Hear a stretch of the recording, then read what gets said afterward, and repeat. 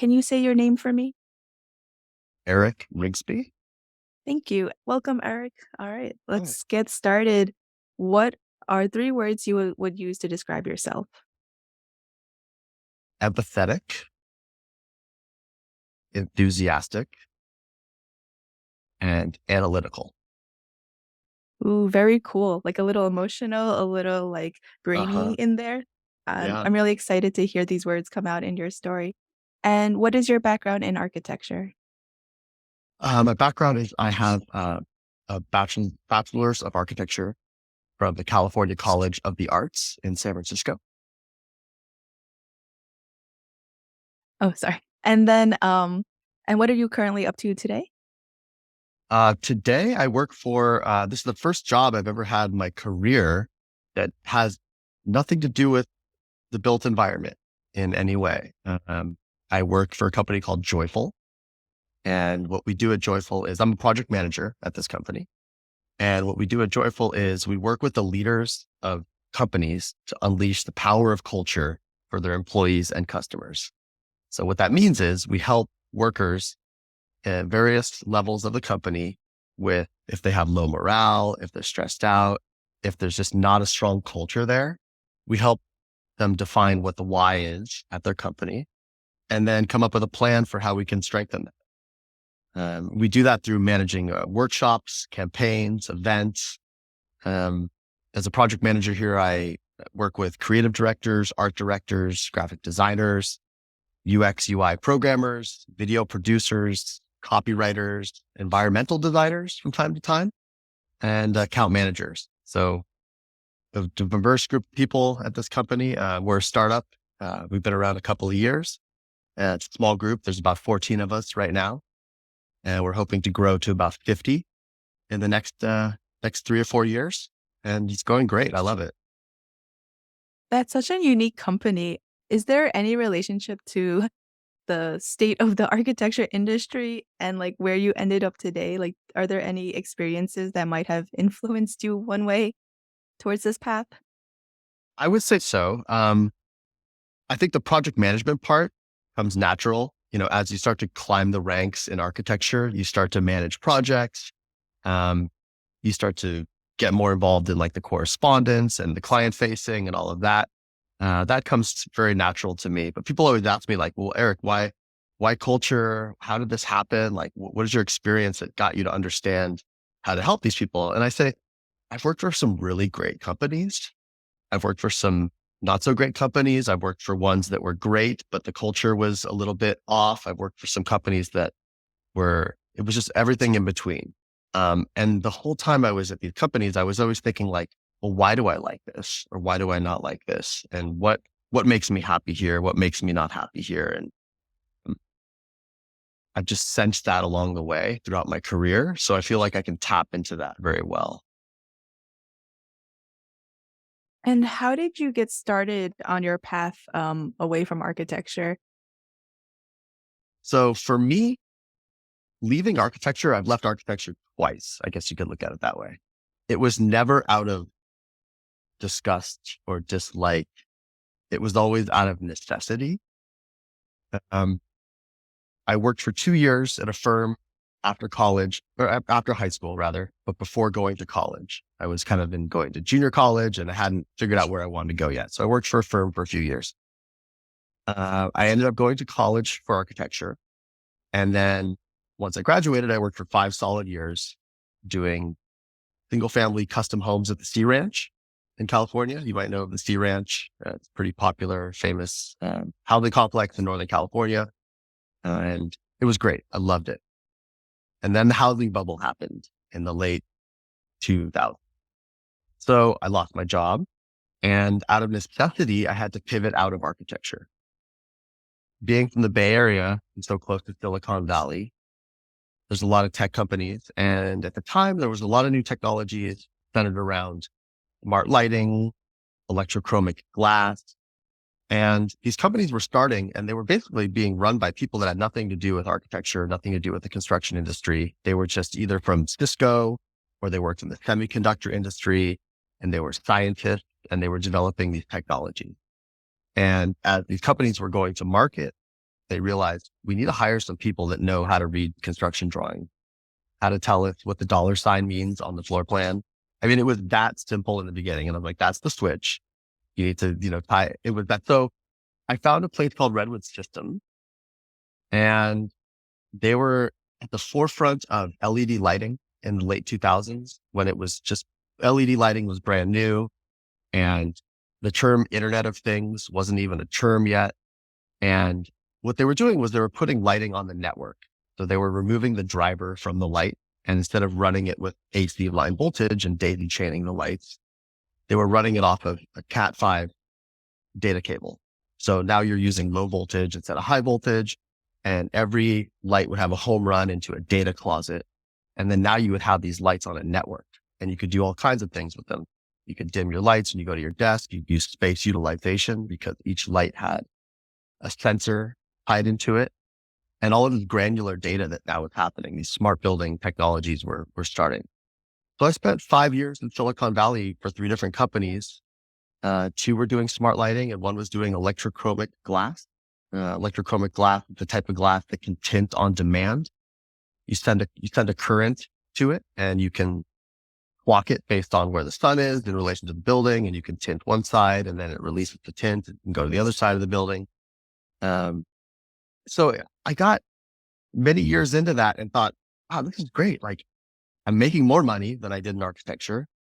I'm getting to work with all these people that are concerned with making money and doing it for a business aspect, and not so much of like, we love it and maybe we'll make money. It was like, these were startups. We were trying to be successful, and I thought I would never go back. Um, so I did that for about 5 years, and then I started missing architecture again. I really started missing like working on actual projects, doing construction instead of specifying the products for these buildings. So I went back and I did military construction for a couple of years. I was doing airplane hangars, communication towers, everything on Army bases, Navy bases, across the country. And then I went and worked for a company that was doing high-end retail for a while. So I've kind of run the gamut through architecture. I've done high-end residential, construction on military bases, airplane hangars, flight simulators, and then went to high-end retail um, up until COVID, and then I lost my job again. So every time I leave architecture, it was never like I don't like it and I don't want to be here. It was just out of necessity. That's such an interesting path that, like, it wasn't even your choice to leave architecture, but it sounds like the things you learned from architecture were immediately applicable and usable and, like, definitely created all these skills. It I think it's kind of funny when I see this mentioned from time to time that architects don't realize what their skills are. They'll be like, "But aren't I just doing my job? Like, the things that I know how to do for my job, isn't that just expected or part of it?" And it's like, but those are actually marketable skills to other industries. Like, how was your experience of, like, transferring skills when you worked, like, moving from place to place? So I immediately had to pivot out because of necessity. There was the housing bubble hit. There were no architecture jobs. It was like architects on every corner with a sign saying, "I will draw for food." I mean, it was bad. So I knew I had to pivot out, and I really had to just look at the skill set and say like, okay, I can do this. I can do this. This is something that's transferable. And I really just had to, out of necessity, figure that out. While I was doing it, there was a little bit of me in the back of my head that felt bad that I left, like that I kind of gave up on this dream. But what fueled me through it was knowing that it was out of necessity, that I just needed to do it because there were just no jobs out there for a few years in architecture. And the lucky ones got to stay on doing their work, but they weren't going to leave it. And it was just really hard to find work. Um, but there was a part of me that felt bad, really felt bad. Like, I'm giving up on this thing. And there was no out of architecture. There was no Jake. There was no Aaron. There was no support group of people saying like, you can do this. Like, don't worry. You have the skill set, stick with it, and be happy. That's actually something that I also hope that this podcast can do is kind of normalize the looking at other jobs and, like, using our skills to do them. And like from all the conversations I've had with people, I think it's amazing the things that they work on from their skills.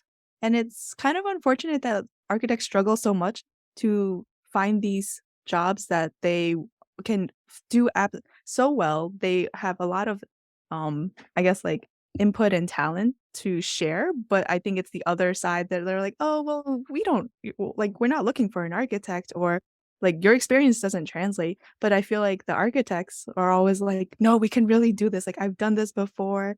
And like I hope that's more so embraced. I remember like I graduated around that time, like 2010, and I was applying to anything. Like, I just wanted a job as well. And like I eventually found an internship, but I remember I applied to places and they were like, "No, sorry, we're not interested." But they kind of like felt bad, so they sent me a reply anyway. But it was like I was applying to any kind of job, and people like were like, "Oh, you have too much experience," or like you're not like it doesn't like correlate your experience. So, uh, I I I can't imagine what it feels like, or I can imagine, and I feel for people that have to go through this, the emotional side of finding career paths. Yeah, it's sort of a double-edged sword. I feel like outside of architecture, people look at my skill set and they look at the places I've worked and they're usually very impressed. Like, oh wow, you've done all these things. I see these skills that you have. And then if I'm looking for work in architecture, sometimes it's looked as a down thing. Like, oh, you left and then you went and did product management for 5 years for these other companies, and then you came back and then you left again. Um, why didn't you stick with it, or why don't you have your license yet? Type of thing. So I feel like it's a stigma sometimes in the architecture industry when you do try to bounce around and then you maybe try to come back. They look at it as like, well, why did you not just do this one thing that you were supposed to do for the rest of your life? Um, yeah, you can go both ways. Yeah, but when you tell me about your experience with the lighting and, like, understanding how to read a drawing and then understanding all the connections, I was like, "Yeah, that sounds like the exact same stuff I had to do when I had to figure out what lighting we needed for a project." Like, I looked through different, like, manuals and just had to understand what I was looking at, and I didn't really have any, like, schooling on this. It was just, like, figuring out a solution to the problem, which I think is what it sounds like you kind of have been doing across your entire career, right? Just, like, making things work, whatever the problem may be. Whatever it is. And it was funny because once I left architecture the first time and went to Redwood Systems, I started working. Our clients were Google, Facebook, Microsoft, Apple, Amazon. I mean, I started working with some of the biggest names I've ever worked with, and it was outside of architecture. Um, every time I end up working at these companies, it's these top names and different things. I mean, right now I'm working, my main client is Daimler. Daimler is the trucking company that's kind of like the Apple computer of trucking. They're like the top of their game. All the trucks in the Transformers movies are all Daimler trucks. You go to their headquarters here in Portland and they have Optimus Prime like in the lobby. It's super cool. Um, but I don't know if I would have ever been able to work with companies like that if I was still doing architecture, because the top clients are few and far between. You end up working on things that are sometimes less glamorous than you dreamt of when you were in school. Yeah, and I feel like there's so much unique, like, interests and so many things about each person that, like, it'd be a shame to not get to explore that either, or, like, I'm really happy that people do get to kind of, like, find these career paths that just seem to match what their, like, passion is so well. So, like, I just love seeing that. Yeah. And once I moved up here to Portland, I did find a job at an experiential design firm initially. I'm not sure if you're familiar with experiential design. I like to call it high tech interior architecture. It's when you're working with people that are doing UX, UI design, and it's on screens. And we joked that it was kind of like Minority Report. Everyone was like, give me Minority Report. I want the screen. I want to do this stuff. And my clients were LinkedIn and Microsoft. We were doing executive briefing centers with lots of fancy screens where they would do their, what I call the dog and pony show, where Boeing would come and Microsoft would want to sell $1 billion contract to Boeing. And they would take them through all these stations. And it was an experience for them to understand what Microsoft can do for their company. And there would be a briefing center and screens. Um, so I kind of pivoted out a little bit when I moved here, but I stuck with still doing construction related things. We were basically owner's representative on calls in the OAC meetings. Um, I did that for a little while, and then I was suggested by a person that worked there previously to this company called Joyful. It was just a network kind of pivot for me. And I'm really happy here. And I think when I moved to Portland, that's when I started hearing about out of architecture and what Jake and Aaron were doing. And I was like, oh my God, where was this 10 years ago when I was so nervous in the tech field of like leaving and like, what am I doing? And am I the only one from my class of people that did this? Like, I must be. Everyone else is still doing architecture. Um, and I think at that point, when I came to Joyful, I realized what I was doing was I stopped following my dreams and I started following happiness. And that was a really tough thing to almost come to terms with. And I was following happiness in architecture and I loved it. I didn't dislike it. I mean, the hours were tough. The pay was low. It was competitive and stressful at times. Um, but sometimes you're so focused on your dream and the thing that you were supposed to do because you were in third grade, you went as Frank Lloyd Wright when you were supposed to pick a famous person in history and you've had this dream since you were so little that you almost don't know why you don't have any other dreams at that point. I just started following happiness and I'm really enjoying what I'm doing right now. Yeah, please say more about that. Like, what does that look like? Putting aside what you thought your future wanted was. And honestly, like I'm still holding on to architecture, like where I am. Like I love my company, like I enjoy the work I do, but I'm definitely working on like tangentially to architecture in a tech firm because like yeah, this was I get to still hold on to being an architect by being in my current role, but like when you're saying like letting go of dreams and pursuing happiness, like yeah, what does that look like for you? It's been so long since I was in college and I've had so many different things I've done. Um, I think just pursuing the happiness that you have in it, but also still not giving up on the dream. And ironically, I'm studying for my license right now. I'm, I've taken many of the tests. I've taken 3 of the 6 tests. I've failed 3 of them. Um, I want to be able to kind of close that chapter and have that license. So if there's still part of me that feels like I need to follow that dream, I need to kind of finish the chapter of that book. Um, and the reason I haven't gotten my license by now is every time I get laid off, I pivot out, the focus changes, I come back. Okay. I get my hours, start working on the tests again. COVID hits, I move. So it's always like this kind of thing that's like, it just hasn't been completed yet for me. Um, but I think right now I want to have it just as something I can do on the side.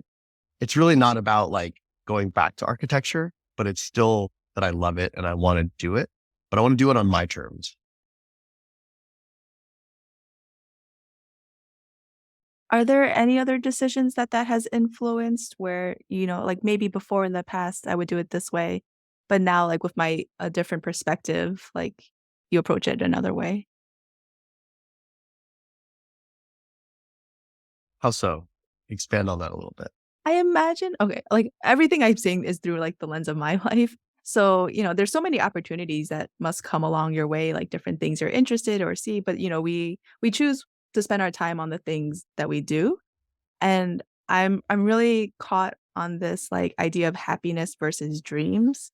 Like and is happiness more, like, fleeting that, like, this is, like, what is good for me now versus, like, chasing something that maybe, like, I'll take, like, like, a long time to do, but that's my dream, so I'm gonna work on that versus, like, this just feels right for me now. Is it does it end up being like that?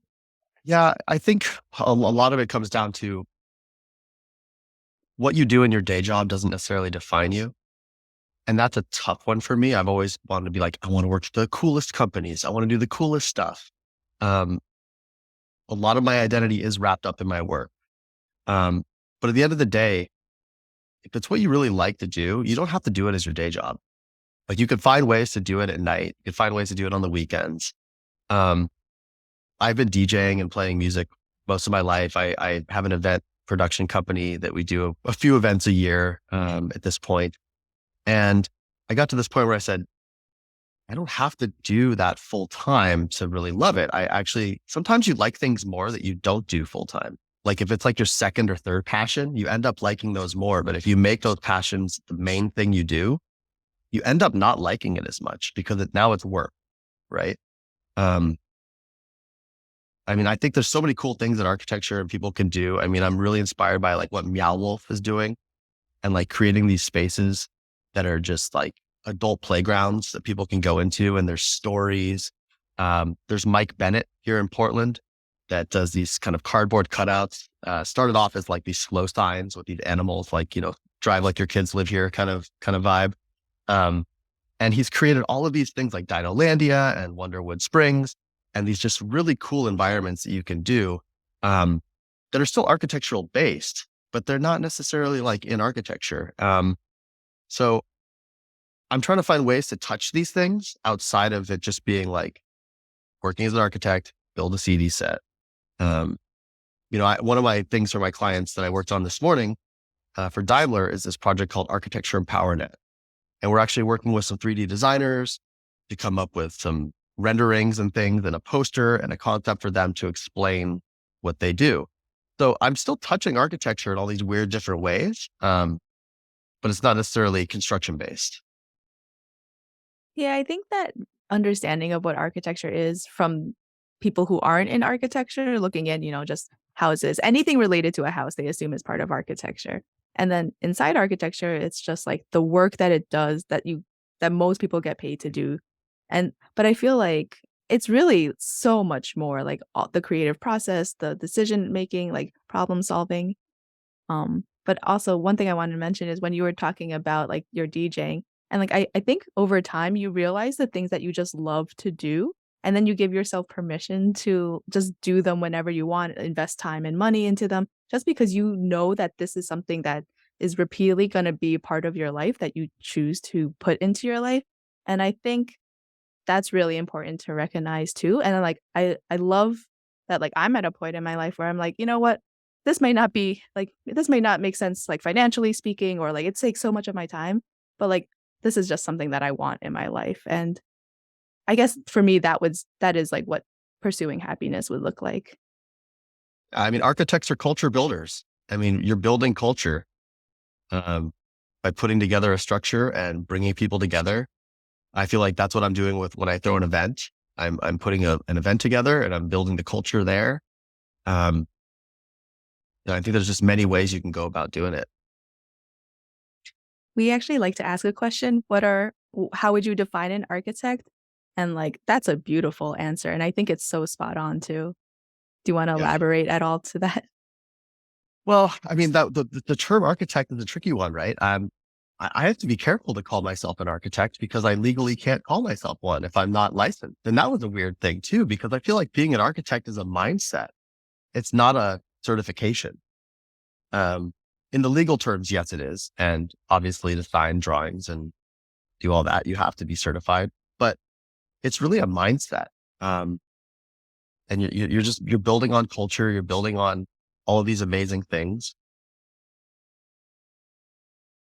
And now at Joyful, like, what kind of decisions get brought into, working with companies and building up their culture? Everyone is different. Every company is different. Um, Sometimes we deal with companies where there's an acquisition and one company's culture was not the best. And then it's acquired by a company that has great culture or vice versa. And how do these teams now figure out what they're doing and get on the same page? Sometimes it's just employees are burned out. Morale is low. They're focused on what they do, but they don't know how to build culture. They don't understand how to raise morale. Um, so everything we do is slightly different. Um, we don't like to call ourselves a creative agency. Um, I call Portland like the home of the creative agencies. I didn't really understand this until I moved here, but there's so many creative people here. So many people that are putting together all these really cool ideas all the time. Um, and one of the things about that is working with creative directors and strategists and starting to understand that like what I thought architecture was, is it's changing. I feel like the days of like the architect being the visionary, the main visionary on a project is many decades gone. Like, Le Corbusier, Frank Lloyd Wright, were like, they went to this person and they came up with the strategy and the ideas for things. It was at my last company, I started realizing that all the ideas now are being, they're coming up with these ideas based on like strategy. And so strategists are now running the ideas and architects are just more of the facilitators of the building. Um, and I started saying, well, who are these strategists? What backgrounds do they have? And they have backgrounds in creative writing. Sometimes they have backgrounds in real estate and industrial design. And they're the ones that are actually coming up with the ideas. And that was the thing that I loved so much about architecture in school with like, we were the strategists. We were the ones coming up with the concepts and the ideas. And that's the one thing about architecture that's tough for me is it's kind of turning into, we just need a CD set. We need it to be functional. Our team of strategists already have the idea. This is the cool thing we want to have on it. Now, can you just like facilitate this project and make it happen? So I don't know how architects bring that back. I think there's something to be said there for like trying to reposition architecture as the conceptual makers of the space and really understand that like they're the strategists. Yeah, absolutely. And that's probably part of the reason why so many people are leaving architecture because they love that part of it, like the idea part of it. But then they go to work and they're like, this sucks. Like, I'm just locked, like chained to my desk, like for not even 40 hours, like 80 hours a week. So I feel like that's why we're all leaving architecture, but maybe can kind of like bring it around back to like reinvigorate the industry to be a little more of what you said it was like in the past. Yeah, that's something I really love about where I work now is that it's about quality of life. I mean, one of the things I do as a project manager is I resource my team's time. So I come up with project plans based on the budget and the amount of money we have on the project. And I say, okay, here's the timeline. It's going to be 3 months. I'm going to need a creative director, an account manager, art director, a graphic designer. I mean, these types of people on the project. And I come up with the plan. And then I resource their time. And we try not to resource their time over 32 hours a week. And if they go over by a couple hours, it's okay. But never do I resource their time at 40 hours a week, ever.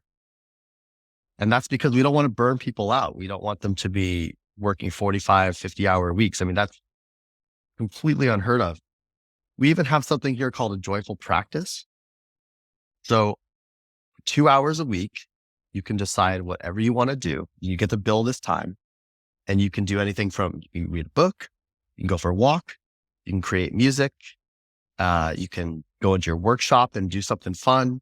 And it's just called our joyful practice. So for 2 hours a week of those 32 hours, you're allowed to do whatever you want. And we do that as a way for people to recharge and get in touch with something that they want to do that's on the clock. It's not something you have to do at night or on the weekends. So, I mean, our hope is that more companies start to look at life that way and don't burn your workers out and maybe don't resource them at 40 plus hours a week. So that's like the pursuing the happiness thing for me and the quality of life and where I'm at now. That's feeling that I get from that is greater than the feeling that I have of loving architecture and going back to working 50 hours a week plus. That makes me so happy to hear. One of my biggest gripes working in my previous companies was that they would expect all these things to be done, but would never give you billable hours to do it. But they would also push it as like, oh yeah, if you want to get promoted and move up in the company, you should join committees, you should take on these groups and do all these things. And then those things, like those committees would have high standards, lots of time, lots of meetings. Like you would put as much work into that as your projects, but none of it was billable. And it was just like, and billable hours, there's always like, you got to max it out. I think like the program would reject you. Like you couldn't submit it unless you filled out your hours. Like it's the complete opposite of what you just described. And what you just described brings a smile to my face just to hear that people are practicing this, that it exists somewhere. Yeah, I had some post-traumatic stress of keeping my utilization rate very high. Like I came in here and I was like, oh, if it's below 90, I'm in trouble because they're going to look at me like I am not doing my job And I look at everyone, I look at time cards every week, and some people are supposed to have a higher utilization rate than others. Like account managers, very low utilization rate because a lot of what they do, it's developing new business. And you don't bill that time, right? You're just working on trying to figure out what you want to do. Then we have people that are maybe graphic designers. They should have a higher utilization rate. And that's similar in architecture too. You have project managers and that have a little bit of a lower utilization rate than a drafter. But I had some PSD about like my utilization rate coming in here and and always try to log 40 hours. Um, and then the owners here were like, look, it's like, we know you're working hard. You're getting your work done. It's not about showing us you're working 40 hours. If you logged 29 hours that week, we know that you're working. Like we know that it might not all be billable. Um, it's more about getting your work done. And also I feel like the rates outside of architecture, like the billable rates for people are a little bit higher.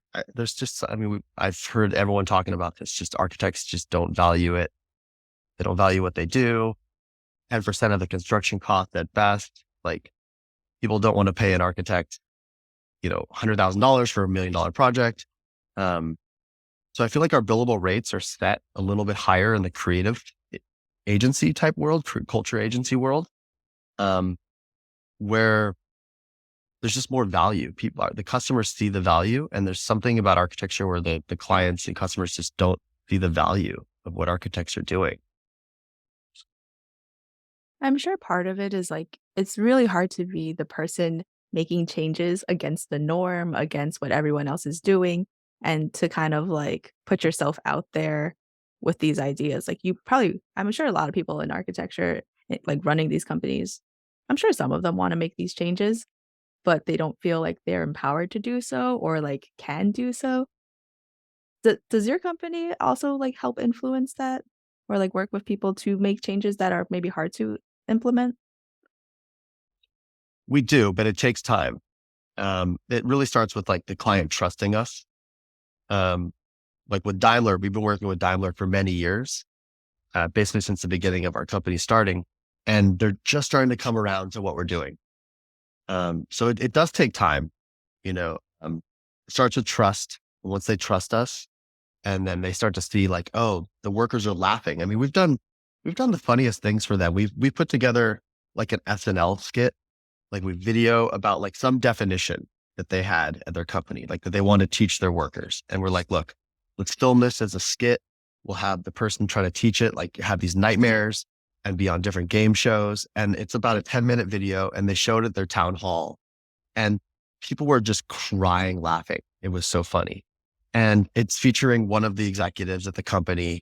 Um, and it's seeing that and seeing the workers be happy about something that they could have sent out an email to like, learn this definition, learn what this is, and then kind of rechanging how it should be shown to them, was just a great culture builder for the company. Yeah, that's so cool. It's really nice to hear like people just being like innovative, fun, like with all of these things. It's very refreshing.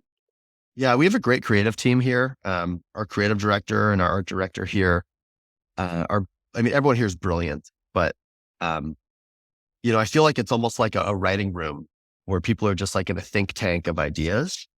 And that's the thing that really inspires me here is that it's an ideas factory, right?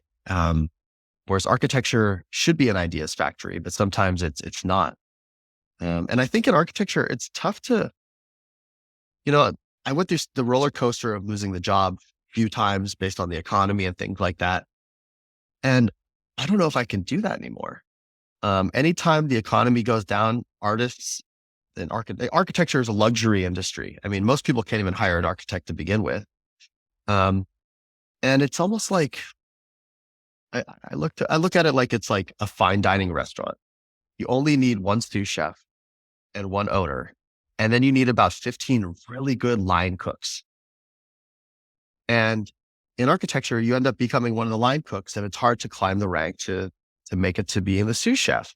Um, so I don't know if it's a saturation thing, if it's just the way the industry is built, but it's tougher than people realize from the outside.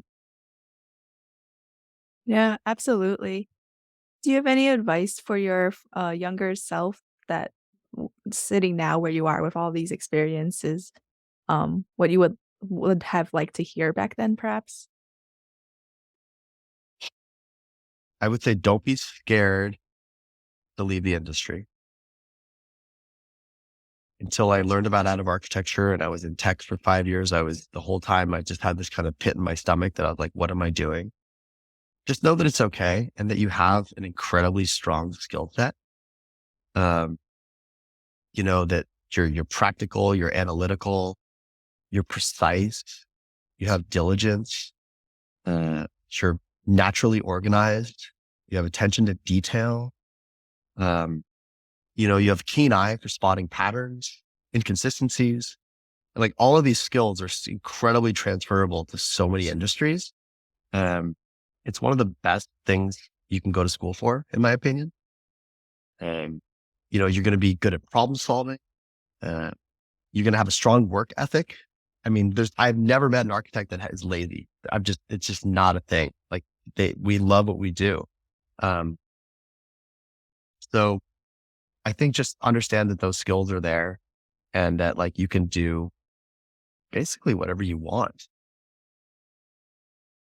Absolutely. And I hope people feel encouraged to just create what they want, like those ideas that they have that they get excited about, to just start putting the pieces together, talk to people, get other people excited. Just like find those people that are like going to cheer you on along the way or like be involved in projects with you. I feel like that helps a lot too, just like having that like network of people that are just as excited as you are. Yeah. Yeah. One of the things that I find that I'm really good at my job is understanding artists.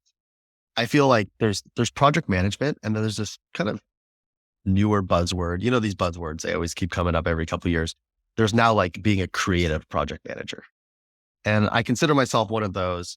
And I think in the creative agency world here, the project managers call themselves creative project managers. And really what that means is that like you understand the creative field.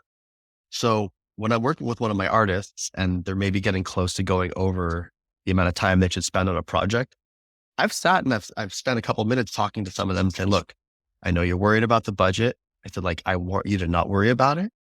Like, we have a larger budget here with multiple projects under one scope of work. We will make the money up somewhere else. I want you to create the art that you want to create. And if that means you go over by 5-10 hours, I'm okay with it. We'll figure it out.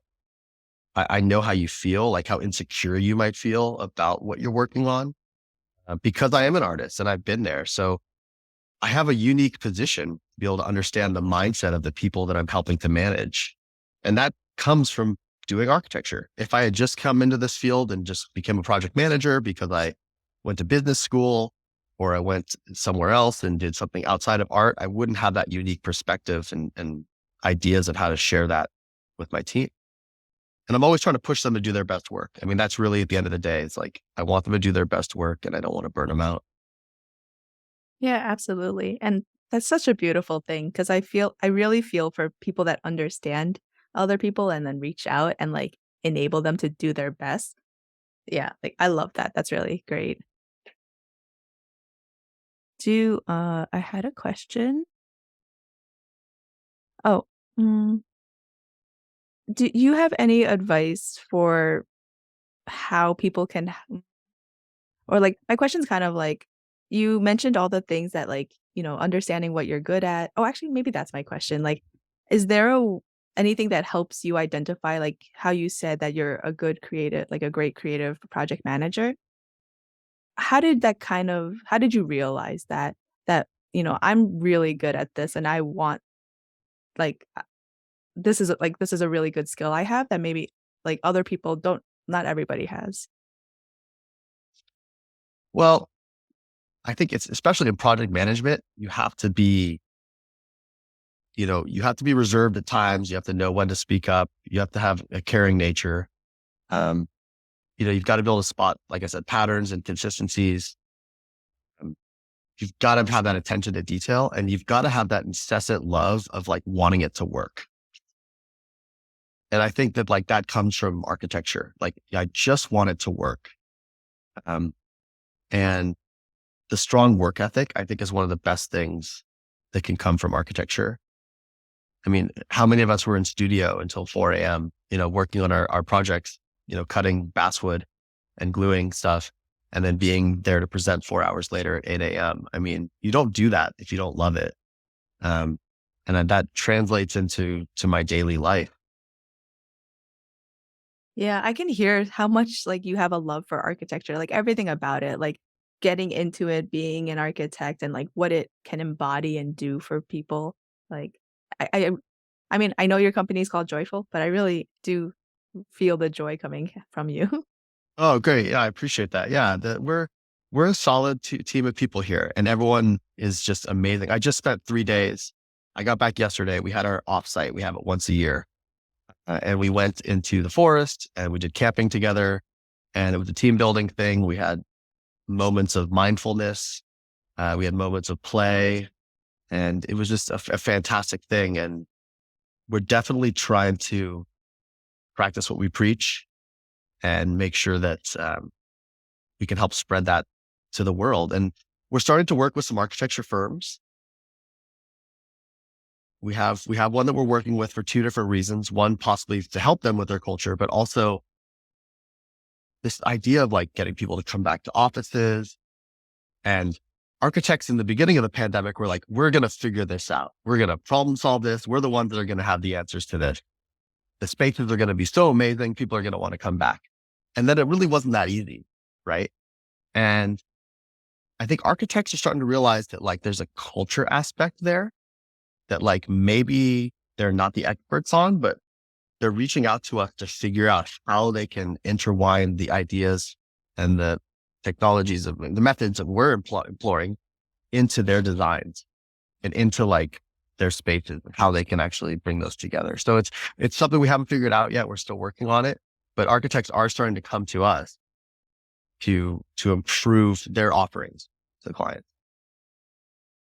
That's so good to hear. I was gonna ask you if you had any architects as clients, and I feel like, return to office is, like, a really big, like, sore spot for a lot of people because they really enjoy the flexibility of working from home, but it kinda feels like I don't know if it's a New York thing, that, like, a lot of companies just want butts in seats, and they're just gonna go back to the way it was before, and that's kinda like what I hear from a lot of my friends.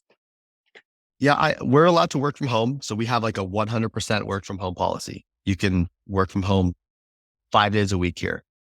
But I'll tell you what, I'm here today and I come in a couple of days a week.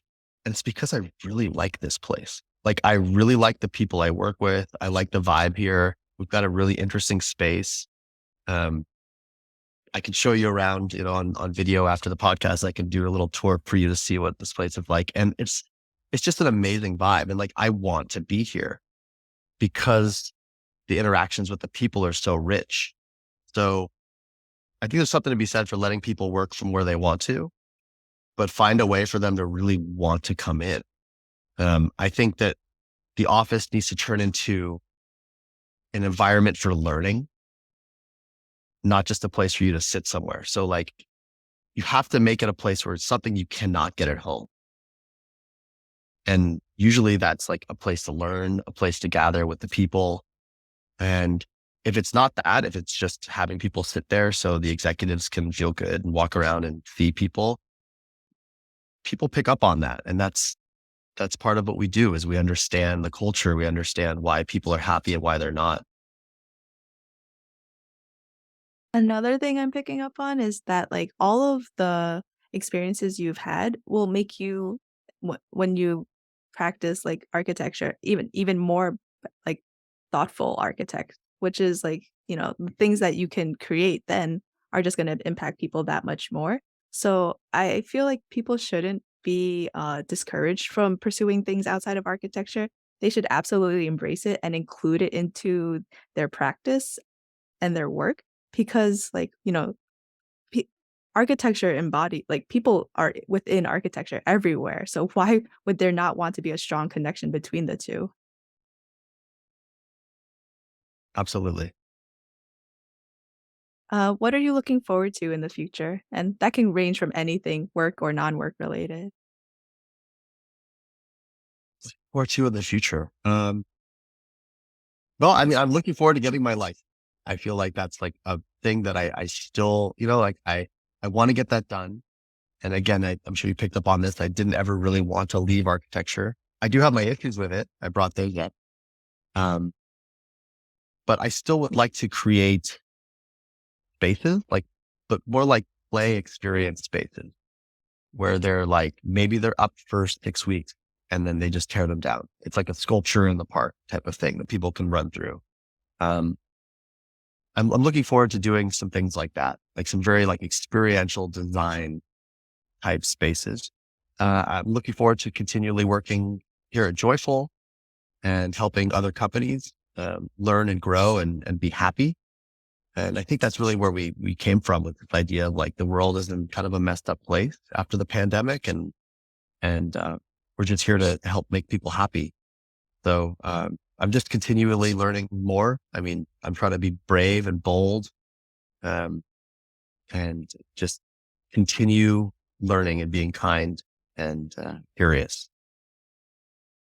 Yeah, that's so beautiful. Thank you for your time, Eric. Thank you. Yeah. And honestly, I will take you up on that tour. Like it sounds really cool. I will. Yeah. When we're done here, I will walk around the office. We have a spaceship. We've got some LED lighting signage. I mean, we actually throw concerts here once a month. There's this thing called SoFar. I'm not sure if you've heard of SoFar. Have you? Yeah, we do a SoFar event here once a month. It's great. Very cool. All right. I'm gonna hit stop.